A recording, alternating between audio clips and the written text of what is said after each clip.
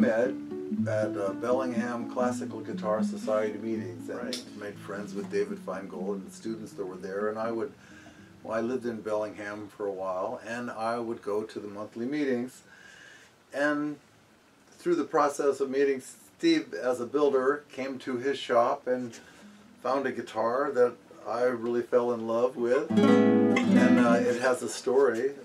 It's a 640 scale guitar with a spruce top, and I actually put a passive pickup in it, and it's a little smaller than the normal 650 scale, or Right. from my experience of playing on a big Spanish guitar that actually was 664. Ramirez. Yeah, it was big. Yeah, he said it, not me. So anyway, so that's the story. How I acquired and how we became friends was meeting at the Guitar Society, and Steve's also a player and plays in an ensemble with several other Correct. people. And of course, we haven't had a meeting for over a year, but that's how we met, and that's how I discovered the shop. And over the years, I think you came here for some barbecues too, and then one of them I had this guitar, and you probably heard some good players play it. yeah, was always. You were one of them. Well, it was good players to be around in the style. And so a few months later, you came back, and yeah. So that's when I acquired this instrument, and that's when we met. Oh, over the years, quite a few, 7, 8, 9 years ago, actually. Think about it, yeah. Yeah. So time flies. yep, when you're having fun. I've played it a lot, so it's got some. And I always say I make my mistakes with conviction, so the guitar takes some. I've seen worse. Yeah. Yeah. Anyway, that's the story there. That's my connection. And as I've said, people over the years have always, "Ooh, where'd you get that guitar? Who made that guitar?" And that's how I tell them the story. It's a handmade guitar, Steve Ganz in Blaine, Washington. Well, this is a classical guitar, and it's not patterned after any particular instrument. The bracing is patterned after a couple guitars that came through my shop over the years. I call it the Granada bracing, and because that's where it originated. The woods are spruce top. That's probably the most important aspect of the sound. The back and sides are made out of a wood called Macassar ebony, and it's finished in a shellac with a process called French polishing, which is just hand applying and hand rubbing the finish over and over and over again with a little bit of oil and alcohol and shellac, which of course is a natural excretion of a bug, which sounds kind of gross, but it's totally edible if you're into it. And short scale meaning easy to play, I hope, and I think that's one of the things that attracted Rich. He keeps talking about occasionally, not incessantly, but having this guitar like his Telly, and the neck is not like his Telly, but the scale length is more like his Telly. I got started on that because I was playing hooky from college, 1970, and there was a guy in Glendale, Arizona, near where I was going to school, who had been a bush pilot in Nicaragua. He brought back a bunch of wood, thought he'd just sell it to banks, pretty wood, and the banks weren't interested for some reason, so he talked with somebody else, and they said, "Oh, you should make guitars," and so I went to his garage and made a guitar. And that years later, that turned out to be a Lutherie school, sort of a formal, one of the few where you could get, like tuition assistance from the government, that kind of stuff. So I've been doing this, on and off, mostly off, between 70 and 93. And then I built my second guitar.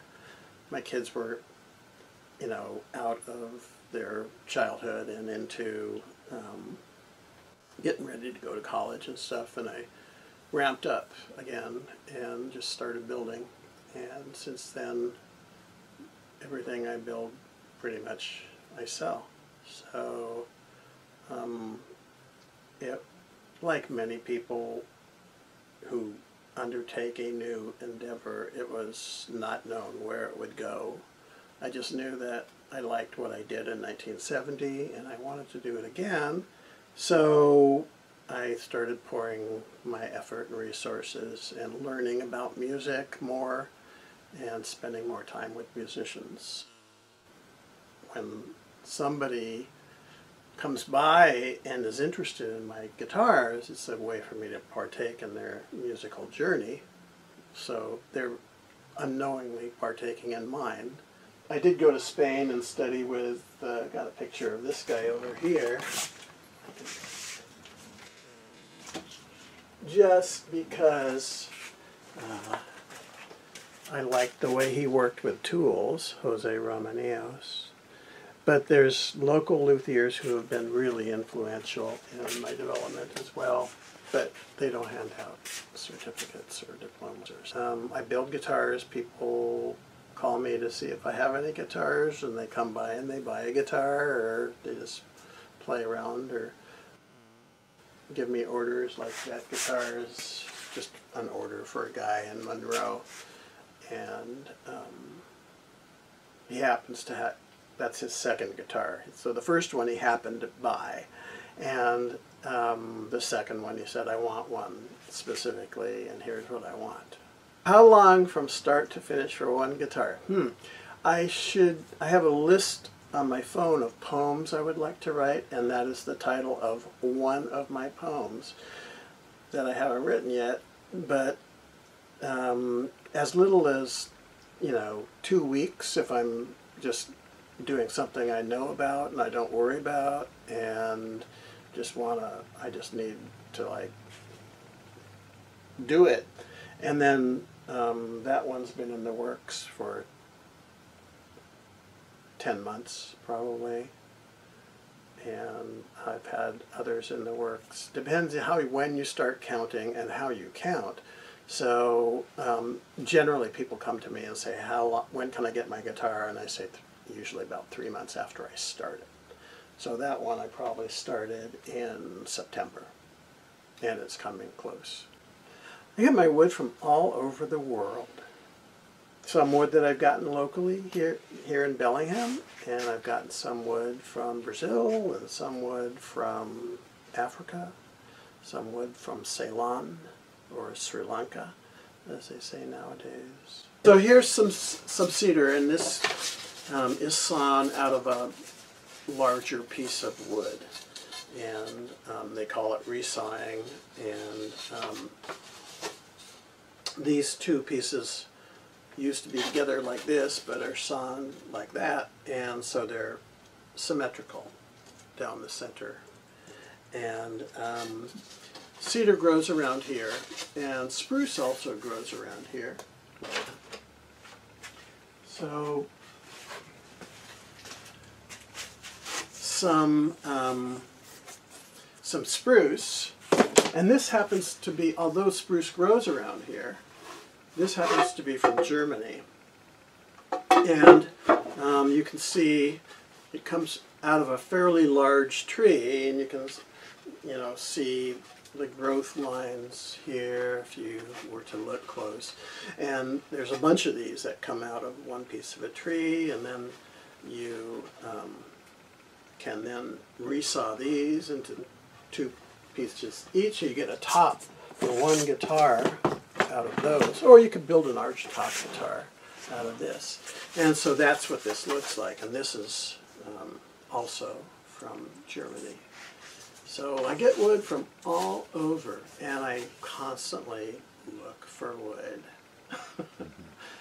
And probably don't need a lot more wood based on where I'm at in my trajectory of how long I can do this. A guitar comes into the shop. Sometimes I have guests who may be traveling to Vancouver to give a concert or something, and they say, I'd really like to see such and such a guitar that you own. So this is an example. they leave the guitar with me, and I make a drawing of how it works. So in this particular example, this is also a guitar from Granada, and I go inside the guitar. It's not me. It's just like a little camera or something that I put in the guitar, and you know, get the bridge dimensions and the bracing layout and that kind of stuff, and that way I commune with the guy who built this. I was in Granada, so I had this thing with Granada. Of course, Recuerdos is about that place. So I went into a luthier shop. That was after I built my first guitar, and there was this guy playing Bach cello suite, not on a guitar, on a cello. I'm thinking, like, that is like the most amazing thing that. And I saw the luthier there, and I saw the guy playing it, and I thought, I'm gonna be part of that.